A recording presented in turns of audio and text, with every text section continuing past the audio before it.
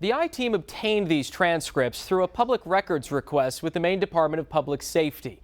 Under state law, audio of 911 calls cannot be released, but just the written words of the more than 50 calls from that tragic night are hard to read. And we want to warn you that some might find the details of this story traumatic.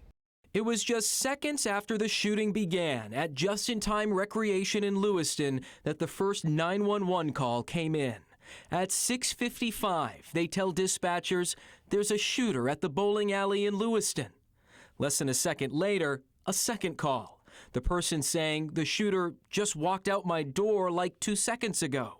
From there, another 10 calls to 911 within a minute, from both inside and outside the bowling alley, describing the chaos and unknowns. One caller telling 911 they have parents and children hiding, saying, "I've got a bunch of kids in the back because it's the kids' practice bowling." Then we start to learn more about the injured. At 6:56, a caller tells dispatchers they're with a child who's been shot in the arm. During that same time, other dispatchers are telling those calling to stay quiet and calm. "You take a deep breath and you're going to keep me on the phone until they get there, okay? I'm going to help you, okay?" The pure shock from victims is apparent as well. At 6:59, a caller says they never would have thought this would happen here in Lewiston, Maine. But only a few minutes later, dispatchers would start hearing from victims of the second shooting that night. At 7:07, the first call from Schmenge's Bar and Grill comes in. A caller telling 911 there are many people injured, and then describes how some of the victims are hiding under pool tables.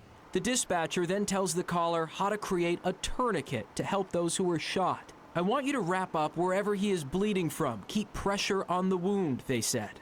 Less than a minute later, at 7:08, another caller says the shooter is still inside Schmenge's and gives 911 a description, saying, "Tall, white, male, dark clothing, hooded, jeans. That's all I could get."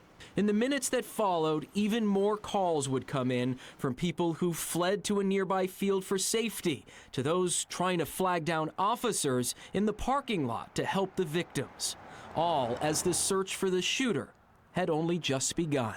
As part of that search, police released surveillance photos of the shooter, Robert Card, and one of the last transcripts that we received is for a call just before 9 that night where a person called 911 to say that they recognized Card, telling them they had been concerned about his mental health recently as well as his access to firearms.